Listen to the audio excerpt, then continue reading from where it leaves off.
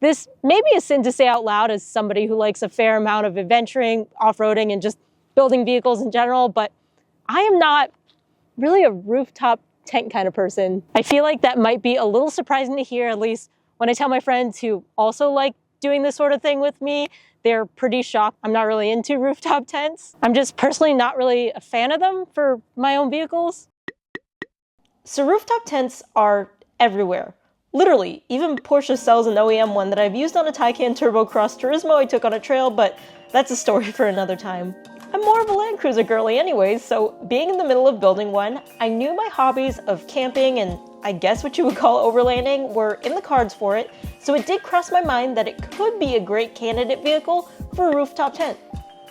Now, being on YouTube and doing a lot of review videos, especially ones that are primarily based around off-road vehicles, trucks, and body-on-frame SUVs, I can't tell you how many times companies have reached out offering me a rooftop tent in exchange for like a review video, and in some cases, even paying me for it too. And objectively, probably the smart thing to do is actually take up one of these offers. I would get some product for my vehicles, maybe get a little money too for my house fund. I'd make a review video that could be really useful for you guys and have some extra content on my YouTube channel. I would give the brand or product exposure. Seems like a win-win-win overall. But here's the thing, these are not YouTube vehicles. I have to live and deal and drive every single day to work, Monday through Friday, my trucks and my Land Cruiser, and I just don't want product on them that I don't think I would really benefit from or fully really enjoy and get the most benefit out of. So I guess why? Why does Chloe not like rooftop tents? Well, in this video, I'm going to give you 5 reasons why I think they're not necessarily super applicable for me, and then I'm going to show you my alternative camping setup in the back of my Toyota Land Cruiser. But first, we're going to talk about my partner for today's video, Onyx Offroad, something I do think is worth it, whether you're team rooftop tent or not. So a lot of you guys know that Onyx Offroad is an app that can help you find cool camping or overlanding spots, and it also gives you a lot of detailed information like trail ratings, pictures, weather, and more. This rig I have behind me here, for example, is lifted. It's on basically 33-inch tires, so I really don't mind taking it on slightly more technical stuff. My Tacoma, however, is totally stock. It's a longer wheelbase because it's a truck, of course. It's got smaller tires because I haven't changed them out yet, so for now, I've been doing more mild trails. And Onyx has been great for helping me choose what trails are appropriate for each of my vehicles with difficulty ratings. It looks great if you have CarPlay or Android Auto, but some vehicles, like my Land Cruiser that are 32 years old, don't have CarPlay, so I use my phone and it's still great. Now, normally here's the part of the video where I would plug my own discount code and link in the description to help you guys get some percentage off an Onyx Offroad membership. But honestly, the better deal right now is the Black Friday sale they have going on. I saw up to 50% off some of their memberships. Even if you use the app one time for one trip, I totally think the price at 50% off is worth it. I'll have the Black Friday link in the description, but on the off chance you're watching this and the sale is ended, you can still use my own code to get some percentage off as well. I honestly don't, in good conscience, want to recommend you guys something I don't like or something I wouldn't use, but Onyx is definitely not that. Love the app, have gotten a lot of use out of it. It's just fantastic.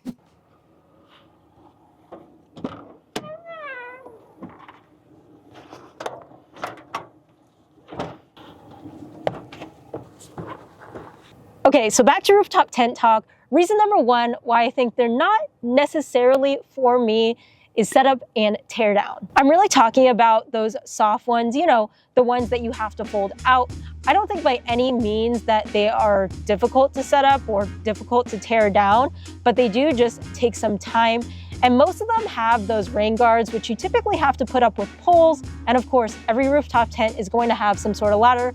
And I don't know what it is. I think this honestly might just be user error, but for some reason, every time I use a rooftop tent ladder, I can't get it to lock in place correctly. So I end up like falling down or having the ladder partially collapse on me. I'll admit though that some of the pop-up ones are really easy to set up and tear down. I've seen people do it in a matter of seconds, but those softer ones do take time. Regardless though, particularly when you're doing the tear down portion at the end of camp, sometimes you can be dealing with the elements.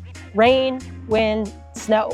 I remember a couple months ago, I was at Toyota Jamboree and I had two sleeping options. I could have chosen a rooftop tent, or with the vehicle I was in, which also happened to be a Land Cruiser, but a much newer one than my 80, a brand new 2024. I could sleep in the back of that and just use this Walmart blow-up air mattress. For many different reasons, I picked sleeping in the back of the SUV instead of the rooftop tent. And without even realizing it, I'm kind of glad I did, because it ended up raining like crazy that one night. Of course, not being on the pavement and being on grass, there was also a lot of mud. So I just remember in the morning seeing a lot of people trying to do their teardown of their rooftop tents in the soaking rain as they're zipping up their soft tops. You can't get rid of all of the water, so you're gonna have to deal with that when you get home, which is the last thing you wanna deal with when you get back from camp. There was mud everywhere, and it was just so much easier to deflate my little air mattress that I had in the back of the SUV. Maybe in perfect conditions, weather is not a problem at all, but we all know, unfortunately, weather does not cater to your needs. So my second reason is storage. At first, when thinking about this, I actually thought rooftop tents are great because you could just store them at the top of your vehicle. Otherwise, that space is not used. They can just stay on top of your vehicle when you're at home, right? Not using them. Well, I happen to live in a place that has a garage that is very height limited. I actually can't even pull this Land Cruiser all the way in the garage as is without it hitting the ceiling, which has happened before. So just for my situation, if I want to be able to park my Land Cruiser in the garage, which I definitely do at times, there's no chance I can put a rooftop tent on it. Yes, I know people have come up with ceiling solutions for storage, but regardless, these tents are heavy, big, and my own living situation right now is just not good for one. So my reason number 3 would be my own personal experience camping in rooftop tents. Admittedly, sleeping in a rooftop tent is pretty cool and pretty fun. I like being high up off the ground and just being on top of a vehicle. It's definitely an experience. In many ways, it's better than camping on the ground because you're high up. So that's protection from animals. You don't have to deal with like water pooling potentially down into your ground tent if you set it up in a poor location, which I have definitely done before. But there's just some logistical reasons that make me like an option like this, a sleeping setup in the back of the SUV, a little bit better. So for one, in the middle of the night, anytime you need to get out of that tent, you have to climb down the ladder. So I'm definitely a camel, and this usually isn't a problem for me, but I know a lot of other people I camp with have to get up in the middle of the night to like go number 1, you know? If they need to get something in their vehicle, they've got to climb down the ladder. And don't even get me started, I would not want to carry Cody, my dog, down the ladder either. One of my good friends recently actually told me a story of how their sons were camping in a rooftop tent in the back of a Tacoma, and where they were, it started snowing so heavily that when their kids woke up, the rooftop tent was like right here in their faces because the weight of the snow had like brought it down so much. They were totally fine, and I guess you could have that problem if you were sleeping in a ground tent too, but you definitely will not have that problem if you're actually sleeping in your vehicle. My next reason is that adding a rooftop tent adds weight to the top of your vehicle, making it top heavy. In some cases like a truck, maybe if you mount it in the bed lower down, this isn't much of a problem, but in most cases, and for SUVs like this Land Cruiser, I'm not the biggest fan of adding weight to the top. If you do any sort of wheeling, there is a slightly higher chance that your vehicle could tip or roll over. You get worse gas mileage having one on the roof, which yes, is a super weak argument considering the thing I'm sitting in probably gets like single-digit MPGs. And yeah, I'm sure most of my audience, that argument doesn't really apply. But here's one you might care about. How about wind noise because of how it's positioned? These are things to consider because somebody like me isn't going to be using the rooftop tent 99% of the time. I mean, most of the time I'm gonna be either driving to work, driving to the trail, off-roading. It's just those couple nights I'm actually camping or overlanding where I pop out a rooftop tent. So any other time I'd be dealing with these other issues. There's no right or wrong, it's all just about value proposition here.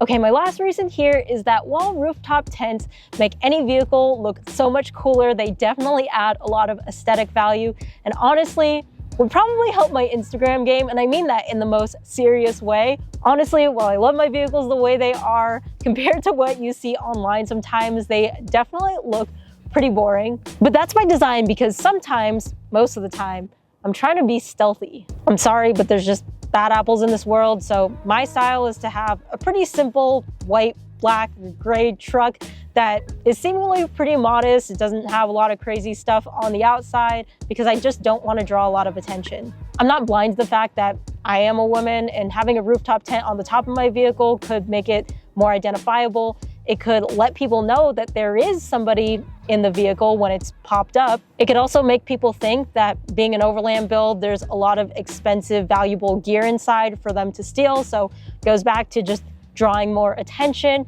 And then also talking about the teardown time, especially if I'm inside the rooftop tent and end up in a really bad situation where I need to get out. That's a lot more difficult than if I was sleeping inside of here, or I was inside the back of my vehicle, all closed up, and I needed to boogie my way out. You know, I wouldn't have to open theoretically any doors. I can just climb in the driver's seat as long as I have my keys and drive out of any bad situation. So yeah, my vehicles could look pretty bland to some people, but always safety is #1 priority. I want to note that depending on your situation, depending on your preferences, you can refute every single point I made in this video and be totally right. Everyone's going to have their own priorities, so this is by no means a one-size-fits-all answer. What I really learned from building multiple vehicles is that it's a very personal thing, you know? We're all just a product of our own experiences, so somebody like me that found out that rooftop tents weren't necessarily the best option, at least right now, for any of my vehicles, for me, I came up with a different camping build for my Land Cruiser. Oh yeah. You know, Land Cruiser, definitely not perfect.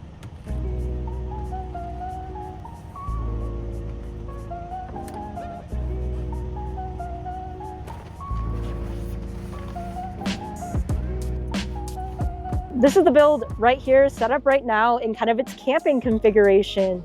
Disclaimer, I have not actually camped in this setup. I just got finished building this whole thing today, actually. And there's a couple things I would ideally like to do before I actually take it camping. I don't know, first thing, if you can tell, actually, all the windows are closed, but you might not have been able to tell because this glass is like crystal clear. I like to joke that it's basically a fishbowl in here. I do need to get some window tint. That is for safety. Heat's not going to be a problem for a couple months now that it's actually approaching winter, but it's nice not being seen by the outside world, especially if I'm sleeping and getting changed in here and stuff. I at least need to get some window covers. And yeah, it's by no means a perfect vehicle overall, but it is technically ready for its first night of camping. A big part of me doesn't want to do anything else to it until I actually start camping in it and then realizing what I need. That is typically how I've built my vehicles in general, you know, using them, figuring out their deficiencies, then slowly adding on what I need one at a time rather than just trying to guess what I need, putting everything in the vehicle and then realizing I don't need like half the things I ended up doing or buying for it. I just like that way of building a vehicle. So I guess the most significant thing I did back here was put in this half of a deck drawer system. So deck drawers are actually made for truck beds, but you can see I actually retrofitted half of one for the back of my Land Cruiser. This deck drawer system was actually in the bed of my 2019 Tacoma, and Deck came out with a new version of their drawer system for mid-sized trucks, where basically it's now just one big mega drawer. That has been great in my old truck, but I didn't know what to do with this deck system, so I kind of sat on it for like an entire year, and then it came to me. When I decided I wanted to do this in my Land Cruiser, I was actually trying to build my own drawers. I was like, why don't I at least try to fit the deck drawer system in the back of my Land Cruiser, or at least half of it, and it ended up working out really, really well. This was surprisingly not too challenging to build. I mean, there was a lot of luck with having parts that just happened to fit, but I do want to show you the build that I filmed pretty much from start to finish.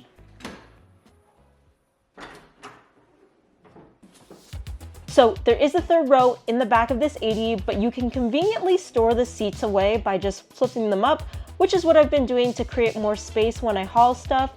But clearing all of that stuff out, you can see it's quite spacious back here.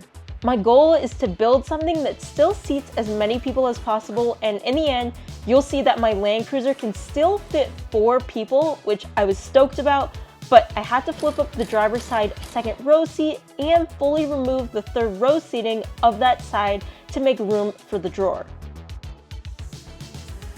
Alright, now the moment of truth was trying to see how the decked frame for my short bed Tacoma would fit back here, so I lifted it in and I was stoked to see it clear lengthwise. Then this here is the top for the left side drawer that I also just dry fit on.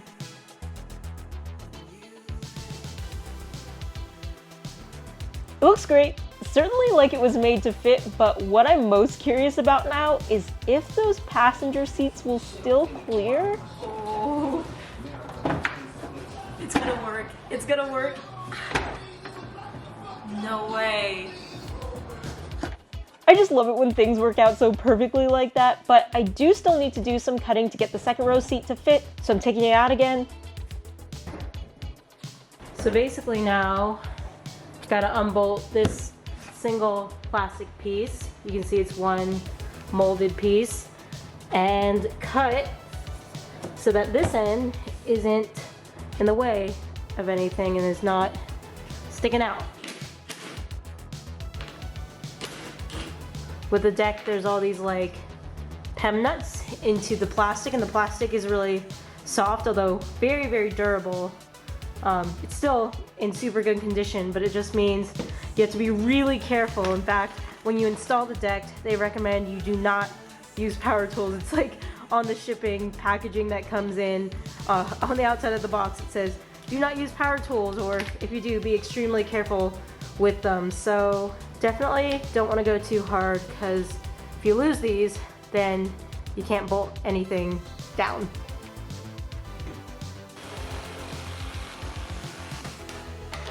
So I got it all trimmed down to size and mounted back onto the frame.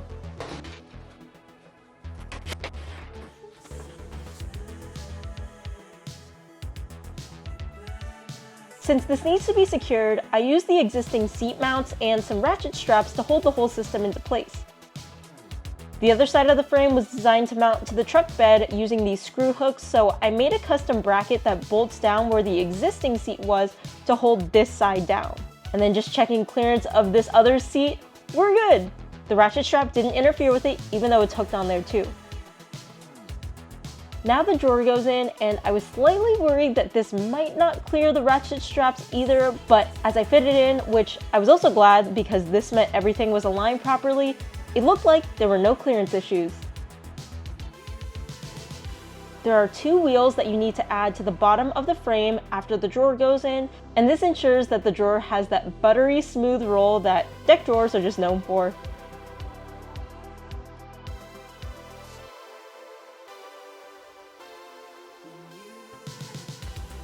Lastly, the top goes back on, and it just gets secured down with a bunch of 3/8 inch bolts.